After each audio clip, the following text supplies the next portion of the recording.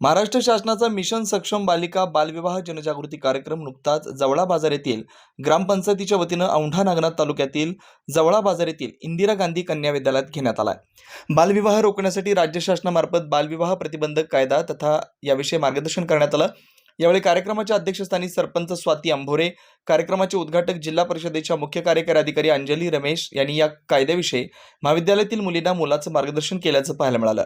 या कार्यक्रमाला प्रकल्प संचालक केंद्रे, उपमुख्य कार्यकारी अधिकारी केशव गड्डापोड, महिला व बालकल्याण विभागाचे उपमुख्य कार्यकारी अधिकारी गणेश वाघ, महिला बालविकास अधिकारी राजाभाऊ मगर, एकात्मिक बालविकास प्रकल्प अधिकारी संगीता इंगळे हेंबाडे, विद्यालयाचे अध्यक्ष मुरलीधर अण्णा मुळे, माजी जिल्हा परिषद सभापती मनीर पटेल, सचिव शिंदे, मुख्याध्यापिका बांगर, सहाय्यक गटविकास अधिकारी गोरे, विस्तार अधिकारी विष्णू भोजे, कळमनुरी गटविकास अधिकारी प्रदीप बोंढारे, ग्रामीण विकास अधिकारी गजानन डुकरे, उपसरपंच निळकंठ अंभोरे यांच्यासह सर्व ग्रामपंचायत सदस्य, आशा वर्कर, अंगणवाडी सेविका, तलाठी यांच्यासह अनेक कर्मचाऱ्यांची यावेळी उपस्थिती होती।